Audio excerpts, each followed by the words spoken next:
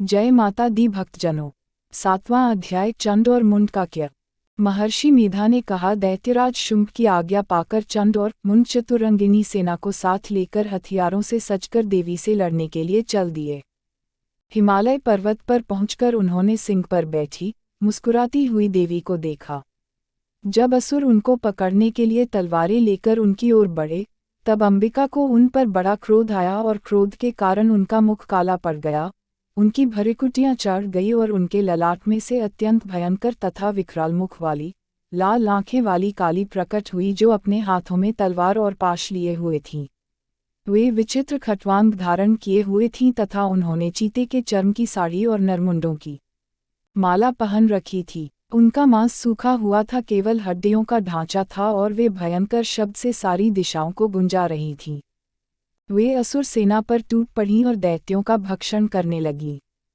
वे पार्श्व रक्षकों, अंकुशधारी महावतों, योद्धाओं और घंटा सहित हाथियों को एक ही हाथ से पकड़कर अपने मुंह में डाल रही थीं और इसी प्रकार वे घोड़ों, रथों, सारथियों व रथों में बैठे हुए सैनिकों को मुंह में डालकर भयानक रूप से चबा रही थीं।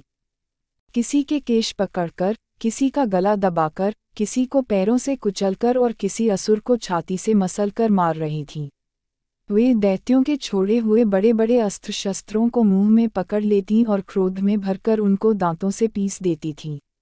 उन्होंने कई बड़े बड़े असुर भक्षण कर डाले, कितनों ही को रौंद डाला और कितनों को मार भगाया।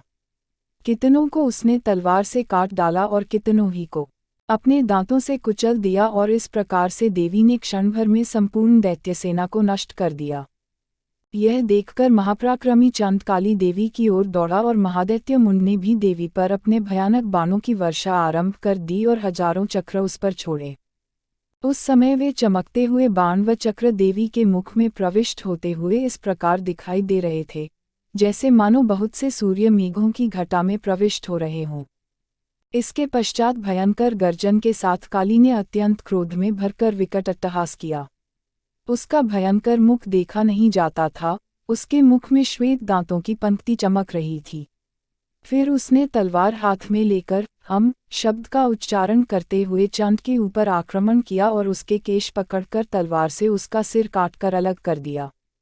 चंड को मरा हुआ देखकर मुंड देवी की ओर लपका, परंतु देवी ने क्रोध में भरकर उसे भी अपनी तलवार से यमलोक पहुंचा दिया। चंड और मुंड को मरा हुआ देखकर बाकी बची हुई असुर सेना वहां से भाग गई। इसके पश्चात काली ने चंड और मुंड के कटे हुए सिरों को हाथ में लिया और चंडिका के पास जाकर प्रचंड अट्टहास करते हुए कहने लगी, हे देवी, चंड मुंड नामक 2 महादैत्यों को मारकर मैंने तुम्हें भेंट कर दिया है, अब शुंभ निशुंभ का वध तुम्हें स्वयं ही करना है। महर्षि मेधा ने कहा, वहां लाए हुए चंड और मुंड के सिरों को देखकर कल्याणमयी देवी चंडी ने काली से 44 धुर वाणी में कहा, हे देवी, तुम चंड और मुंड को मेरे पास लेकर आई हो, अतः संसार में चामुंडा के नाम से तुम्हारी ख्याति होगी।